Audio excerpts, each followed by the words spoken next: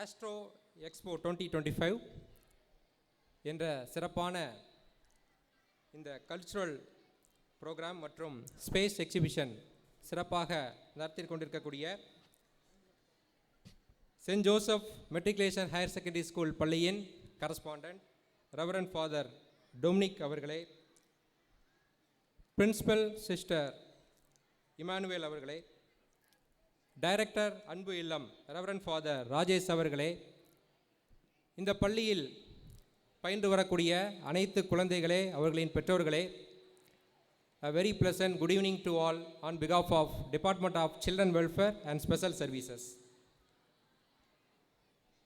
Space exhibition இந்த மாதிரி astro expo ரொம்ப அவசியமானது. இந்த குழந்தைகள் இந்தியாவோட ஸ்பேஸ் லெகசியை அண்டர்ஸ்டாண்ட் பண்ணிக்கிறதுக்கு ஒரு பெரிய ஆப்பர்ச்சுனிட்டியாக அமைஞ்சிருக்கு. நம்மளோட இந்தியன் கான்ஸ்டியூஷனில் fundamental duty nurturing the scientific temper is the one of the fundamental duties. So அந்த வகையில் Saint Joseph matriculation higher secondary school நிர்வாகத்தினருக்கு எனது நன்றியையும் வாழ்த்துக்களையும் தெரிவித்துக் கொள்கிறேன். ஒரு சின்ன ஸ்டோரி சொல்கிறேன். இது கண்டிப்பாக குழந்தைகள் எல்லாருக்கும் ஒரு மோட்டிவேஷனாக இருக்கும். 1969 ஜூலை 20 சரியாக ஈவினிங் 8:20 ஒரு பெரிய மிராக்கிள் நடந்துச்சு. என்னன்னு பார்த்தீங்கன்னா, the first man landed in to the moon. இதில் ஒரு முக்கியமான விஷயம் நம்ம எல்லாருக்கும் ஒரு லேர்னிங் இருக்குது. என்ன அப்படின்னா, நாசாவிலேருந்து 3 பேர், நீல் ஆம்ஸ்ட்ராங் அவர் ஒரு கோ பைலட், எட்வின் ஆல்ட்ரின் அவர் பைலட், அவர் கூட மைக்கேல் காலின்ஸ், இந்த 3 பேரை நாசாவிலேருந்து அனுப்புகிறாங்க மூணுக்கு.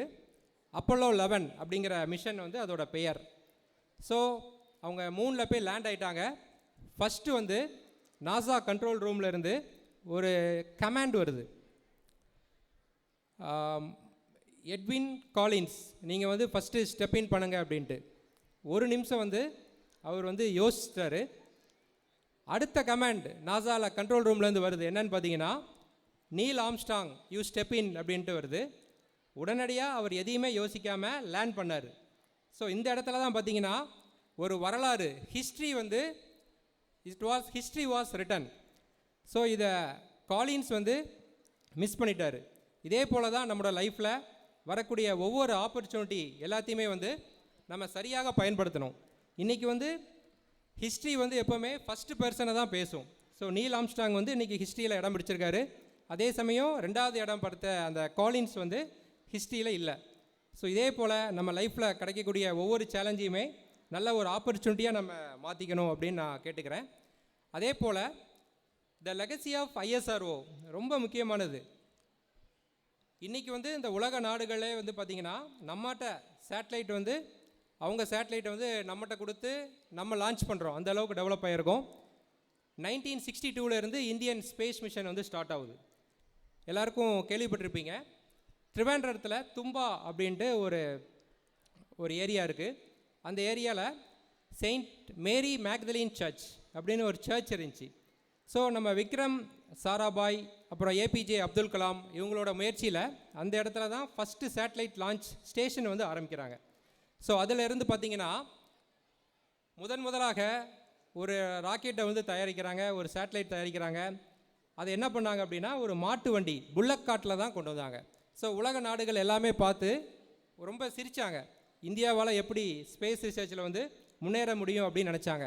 ஆனால் இன்றைக்கி தெரியுமா, ஆஃப்டர் ஒரு 60-70 இயர்ஸ்க்கு அப்புறம் இந்தியா ஸ்பேஸ் ரிசர்ச்சில் டாப்பில் இருக்கும். 3 ரிசர்ச் பண்ணக்கூடிய சந்திராயன் 1, 2, 3, இப்போ சந்திராயன் 4 வெரி சூனர் நம்ம லான்ச் பண்ண போகிறோம். ஆதித்யா L1 சன்னை ரிசர்ச் பண்ணக்கூடிய ஆதித்யா L1 பண்ணியிருக்கோம்.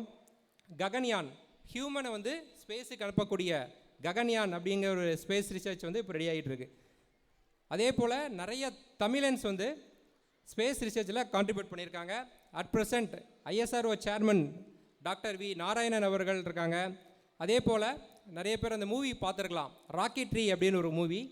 திரு நம்பி நாராயணன் அவர்கள் தான் கிரையோஜெனிக் என்ஜின் அப்படின்னு ஒரு டெக்னிக்கை கண்டுபிடிச்சாங்க. So last month I got one opportunity to visit Mahendragiri. நம்ம தமிழ்நாட்டில் இருக்கக்கூடிய ஐஎஸ்ஆர்ஓவுடைய ஒரே நிறுவனம் வந்து நாகர்கோவில் போகிற வழியில் இருக்கக்கூடிய காவல் கிணறு பகுதியில் Mahendragiri liquid propulsion centre. So அந்த ஸ்டேஷனில் வந்து நான் விசிட் பண்ணேன். அவங்களோட மைல் ஸ்டோன்ஸ் அதெல்லாம் பார்க்கும்போது உண்மையிலேயே ரொம்ப ஆச்சரியப்படத்தக்க அளவில் இருந்துச்சு. ஸோ அந்த வகையில் இந்த ஆஸ்ட்ரோ எக்ஸ்போ மூலமாக நம்ம நாட்டில் எப்படி எஸ்எல்வி சேட்டலைட் லான்ச் வெஹிக்கிள் அதிலிருந்து பிஎஸ்எல்வி, ஜிஎஸ்எல்வி மார்க் 3 எப்படி டெவலப் ஆச்சு எல்லாமே நீங்கள் லேர்ன் பண்ணியிருப்பீங்க. ஸோ நீங்களும் நிறைய பேர் இங்கே உள்ள சில்ட்ரன் எல்லாருமே ஃப்யூச்சரில் நல்ல ஒரு சயின்டிஸ்ட்டாக வரணும், அதுக்கு தேவையான முயற்சிகளை வந்து இந்த ஆஸ்ட்ரோ எக்ஸ்போ வந்து கொடுக்கும் அப்படிங்கிறதுல எந்த ஒரு மாற்று கருத்தும் இல்லை. அடுத்து ஒரு முக்கியமான ஒரு பகுதி குழந்தைகள் பாதுகாப்பு. ஸோ எங்கள் துறையோட முக்கியமான நோக்கமே பிலோ 18 இயர்ஸ் சில்ட்ரனை வந்து ப்ரொடெக்ட் பண்ணுறது தான். ஸோ நம்ம வந்து சில்ட்ரன்ஸ் ஹோம் வந்து ரன் பண்ணுறோம். லீகல் அடாப்ஷன் எங்களோட சப்ஜெக்டில் இருக்குது. சைல்டு ஹெல்ப்லைன், குழந்தைகளுக்கு என்ன விதமான ப்ராப்ளம்னாலும் 1098 அந்த நம்பர் கால் பண்ணோம்னா உடனடியாக எங்களோட ஸ்டாஃப்ஸ் மூலமாக நாங்கள் ஹெல்ப் பண்ணி தரோம். ஒரு தமிழில் ஒரு பழமொழி இருக்குது, சுவர் இருந்தால்தான் சித்திரம் வரைய முடியும். என்ன தான் நீங்கள் எஜுகேஷன் ஒரு பெரிய லெவலில் நீங்கள் முன்னேறணும்னு நினச்சாலுமே நீங்கள் பாதுகாப்பாக இருக்கணும், பர்டிகுலராக கேர்ள் சில்ட்ரன். ஸோ அதுக்காக நாங்கள் என்ன சொல்கிறோம் அப்படின்னா, எல்லா சில்ட்ரனுமே சிலம்பம், கராத்தே, இந்த மாதிரி செல்ஃப் டிஃபென்ஸ் எல்லாமே கற்றுக்கணும். ஸோ சமுதாயத்தில் க்ரைம்ஸ் அகெயின்ஸ்ட் சில்ட்ரன் வந்து இப்போ அதிகமாக இருக்குது. ஸோ அதை எல்லாத்தையுமே நீங்கள் பாதுகாக்கக்கூடிய கடமை வந்து உங்களோட தான். எப்பொழுதுமே பார்த்தீங்கன்னா உங்கள் பேரண்ட்ஸ், டீச்சர்ஸ், எங்களை மாதிரி ஒரு அரசு அலுவலர்கள் எல்லாருமே உங்கள் கூடவே இருக்க முடியாது. ஸோ குழந்தைகளை பாதுகாக்கணும்னா அது குழந்தைகளோட கையில் தான் இருக்குது. அதற்காக தான் இந்த விழிப்புணர்வு எல்லாமே நாங்கள் தொடர்ந்து நம்ம டிபார்ட்மெண்ட் மூலமாக நாங்கள் செஞ்சுட்டு வரோம். முன்னாடிலாம் ஸ்கூல்ஸில் குட் டச் பேட் டச்சுன்னு சொல்லி கொடுத்தோம். இப்போ வந்து நோ டச் தான். குழந்தைகள் வந்து எந்த காரணம் கொண்டும் மற்றவர்களை தொடுவதற்கு அனுமதிக்கக்கூடாது. அதான் நோ டச் அந்த கான்செப்டு. அதே போல் என்ஜிடி அப்படின்னு ஒரு ஃபார்முலா இருக்குது, நோ கோ டெல். யாராவது நம்மகிட்ட மிஸ்யூஸ் பண்ண வராங்க அப்படின்னா first you have to say no, அதுக்கப்புறம் கோ, அந்த இடத்த விட்டு உடனடியாக நம்ம எக்ஸிட் ஆகிடணும். தேர்டாக பார்த்தீங்கன்னா டெல், டீச்சர்ஸ், பேரண்ட்ஸ் அல்லது எங்களை மாதிரி கவர்மெண்ட் சர்வெண்ட்ஸ் அவங்ககிட்ட வந்து நீங்களோட என்ன நடந்ததுங்கிறத நீங்கள் சொல்லணும். அப்போ தான் நாங்கள் உங்களுக்கு ஹெல்ப் பண்ண முடியும். ஸோ இதோட என்னோட உரையை முடிக்கிறேன். கடைசியாக 9th, 10th, 11th, 12th அதிலிருந்து எனக்கு ஈச் கிளாஸில் ஒவ்வொருத்தர் ஒரு 4 வாலண்டியர்ஸ் ஸ்டேஜுக்கு வரணும். யாருனாலும் வரலாம். 9th ஒரு ஸ்டூடெண்ட், 10th ஒரு ஸ்டூடெண்ட், 11th ஒரு ஸ்டூடெண்ட், 12th ஒரு ஸ்டூடெண்ட்.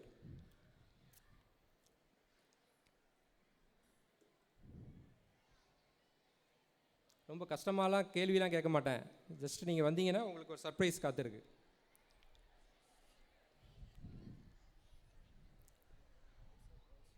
பாய்ஸ், கேர்ள்ஸ் யாருனாலும் வரலாம். ஜஸ்ட்டு 4 வாலண்டியர்ஸ் தான். நாளைக்கு காலியன்ஸ்க்கு நடந்த மாதிரி நீங்கள் ஃபீல் பண்ணக்கூடாது வராதவங்க. வாங்க. 2 கேர்ள்ஸ் வந்திருக்காங்க. பாய்ஸ் யாராவது வந்தால் நல்லாயிருக்கும், எங்களுக்கு கொஞ்சம் சந்தோஷமாக இருக்கும்.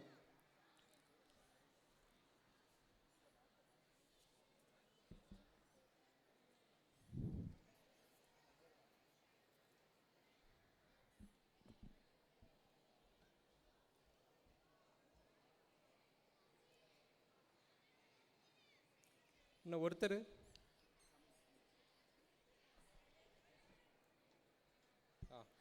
ஒரு பாய் வந்துட்டான்ப்பா, எங்களோட மானத்தை காப்பாற்றிட்டேன். ஓகே, கொஞ்சம் முன்னாடி 9th யார்? 9th யார்? இல்லை, நீங்கள் என்ன கிளாஸ்? எல்லாருமே 12th? 11th 12th இருக்கீங்க. ஓகே, இப்போ உன்னோட பேர் என்னம்மா? முபீனா ஃபாத்திமா. சரி, ஃபஸ்ட் கொஸ்டின், சில்ட்ரன்ஸ்க்கான எமர்ஜென்சி நம்பர் என்ன?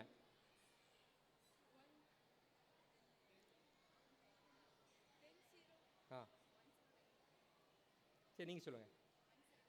1098. உங்கள் நேம்மா? ஓகே, நீங்கள் என்ன அடுத்த கொஸ்டின் சொல்ல வேண்டாம்.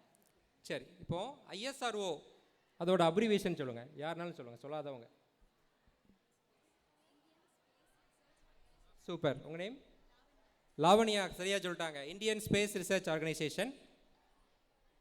இந்தியாவோட ஃபஸ்ட்டு சேட்டலைட்டோட நேம் என்ன? இந்தியா லான்ச் பண்ண ஃபஸ்ட்டு சேட்டலைட். ஓகே, மூணை வந்து ரிசர்ச் பண்ணுறேன். நம்ம அனுப்பின சேட்டலைட் பேர் என்ன? சொல்லாதவங்க சொல்லுங்க. சொல்லுங்கம்மா. ஓகே, அதே மாதிரி மார்ஸ் ரிசர்ச்சுக்காக அனுப்பின சேட்டலைட் பேர் என்ன?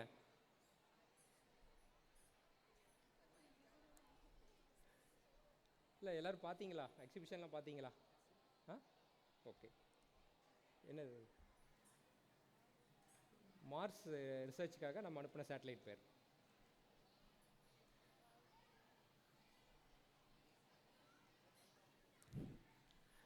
ஓகே தம்பி, உங்கள் பேர் என்னப்பா?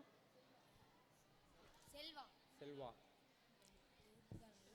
ஃப்யூச்சரில் நம்ம வந்து ஒரு ஹியூமனை வந்து ஸ்பேஸ்க்கு அனுப்ப போகிறோம். அந்த மிஷன் பேர் என்ன? சரி, ஓகே. மூணில் வந்து ஃபஸ்ட்டு லேண்ட் ஆன அந்த பர்சன் பேர் என்ன? Okay, Neil Armstrong. சரியாக சொல்லிட்டாப்ல. ஸோ நான் எதுக்காக அந்த 4 பேரை கூப்பிட்டேன்னா,